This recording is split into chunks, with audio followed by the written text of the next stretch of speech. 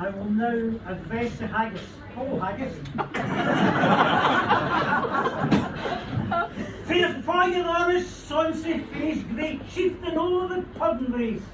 Upon them all ye take your place, paying strife for fairness. Will ye worthy o'er grace, as lands my earn. The groaning trencher there ye fill, your herd is like a distant hill, your tin would help to mend the mill. In times of need, while through your pores you use to still, like amber heat. His knife, see rusty labour dick, and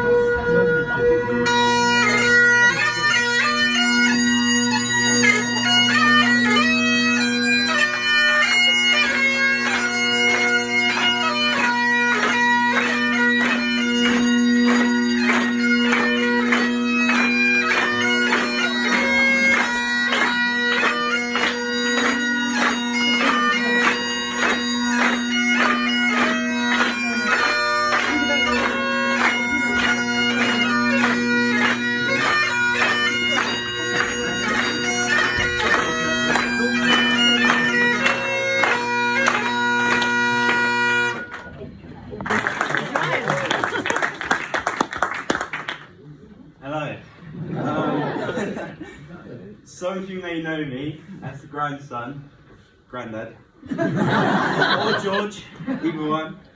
But many of you will also know me as the better golfer.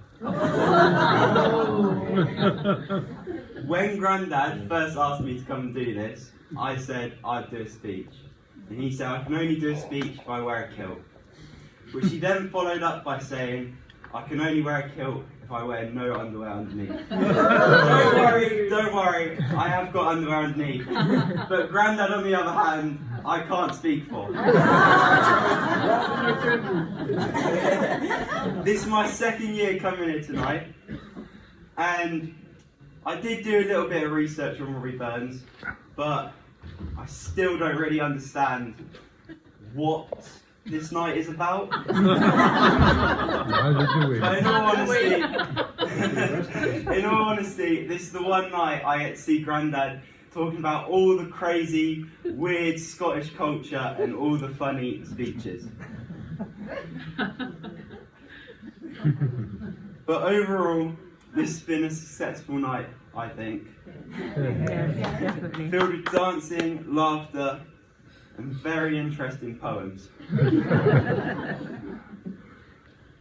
And something I'd like to say is thank you to Julie, the bar staff, the Rotary Club, and everyone that has come here tonight, because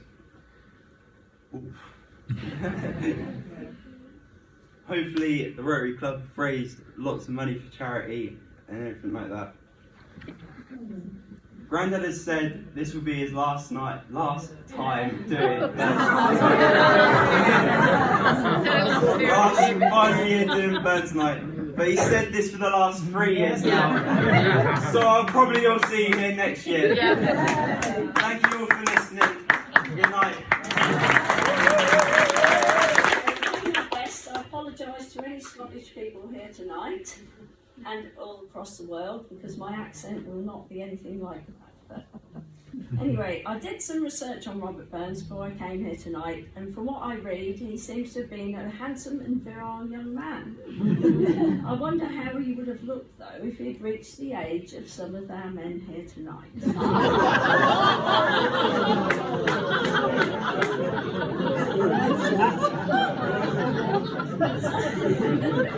Here is a reply to the toast to the Lassies. Och lads, we've heard your bonny praise, your charm, your wit through a whisky haze. You flattered us with your sweetest tone, but mind we ken what's really going on.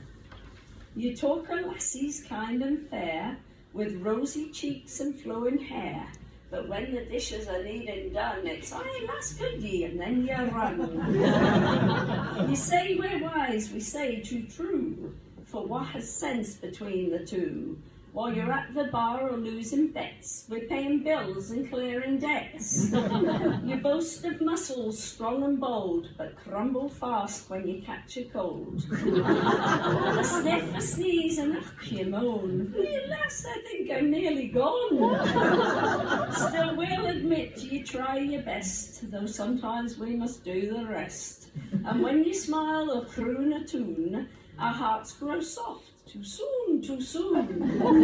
For truth be told, we love you still, despite your daftness, dress and swell. You make us laugh, you warm the night, when the whiskey flows and the stars shine bright. So here's to the lads, may they I be, as gallant as they claim to be. We'll love them, tease them, guide them right, with kindly hearts and tongues that bite. So lassie, raise your glasses proud and clear, for love, for laugh and a good new year. We'll drink to them, our daft dear men, and let them think they've won again. Lassies to our laddies.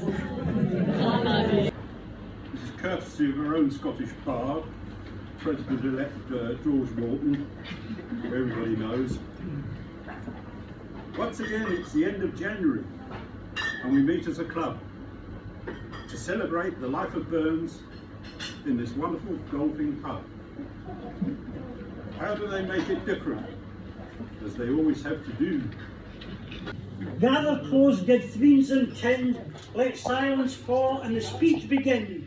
For on this night in winter's glow, we honour a man born long ago. Now writing poetry's not easy for me. Then I remembered a quote from Socrates. He's an ancient philosopher, but still famous, I'll get that again. He's an ancient philosopher, but quite famous still. And he's not the midfielder that played for Brazil. The quote, you study and learn, and in no time at all, you realise you know hee-haw. Now, in case you think that sounds absurd, he didn't actually use those words. He said it in Greek, a way back in time, but I changed it a bit just so it's rhyme. Lord Burns, a lad o' here for your humblest place, with farmer's hands and a poet's grace, a ploughman's chiel, that's a child by the way, a ploughman's chiel, a dreamer keen, and a spark that lit the Scottish scene. From tangled roots on a windswept earth, a voice arose o' greatest worth, nae palace grand, ye schooling fine, yet genius poured from every line. Picture him, a bairn on mossy ground, where larks took wings and thoughts took sound. His fields the school, the law his page, the wind his tutor, sharp and sage. Nae riches dressed his early days, but truth and toil shaped his ways. His fair stern, his mother kind, and books that nourished heart and mind. He learned that life was hard and brief, with bitter toil and burden grief, but learned as well that hope may rise like scarlet wings on morning skies. Bastion sprang in June, oh my love is like a melody that sweetly played in June. So fair art thou, my bonny lass, so deep in love am I, and I will love thee still, my dear, till all the seas can dry, till all the seas can dry, my dear, till all the seas can dry, and I will love thee still, my dear, till all the seas can dry. Can you not hear me? Yes. Can you hear me at the back?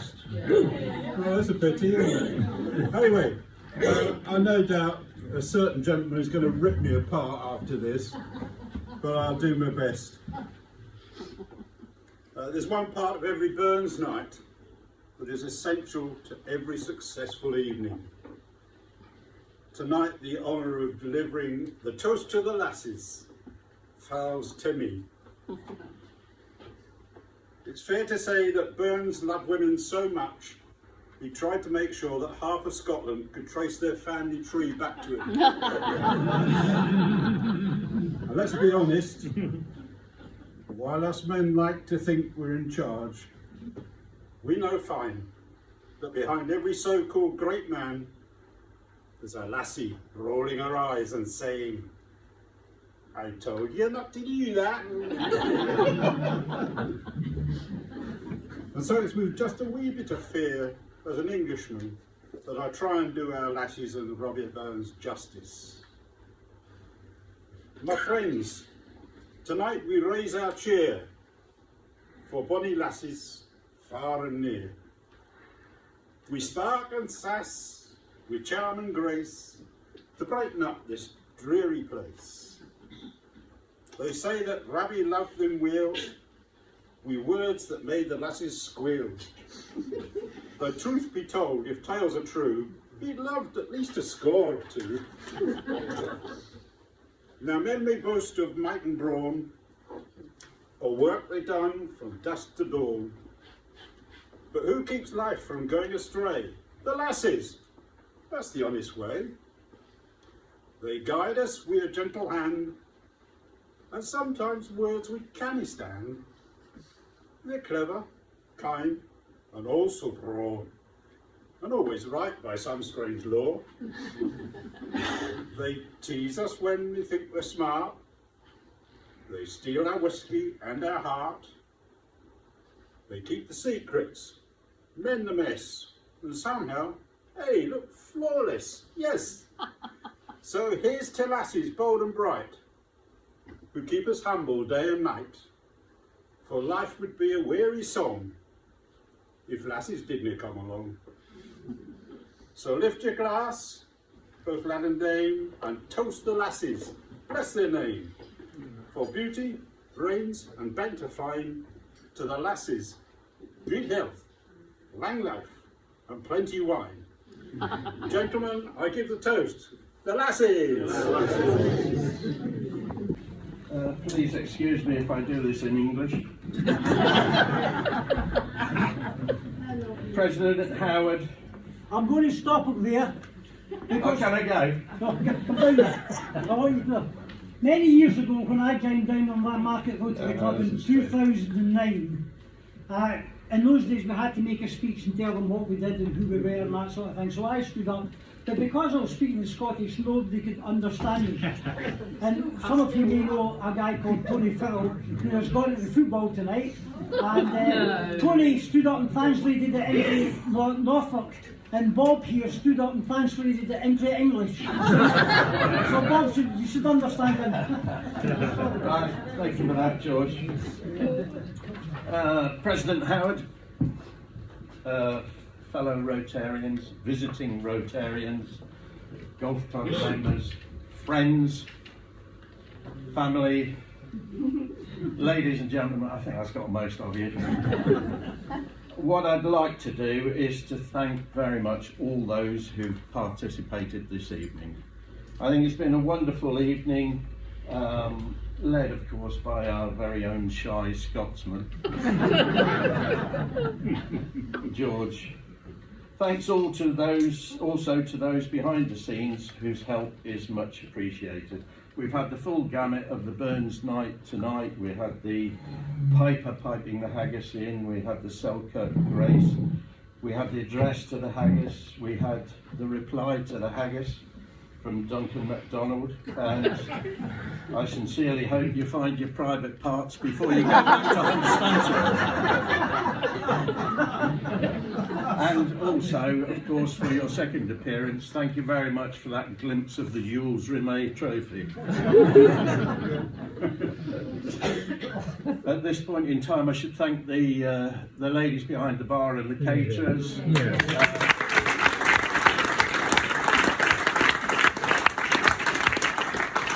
But the biggest thanks this evening goes to all of you who've been here tonight. 80 people, I think, is a tremendous achievement.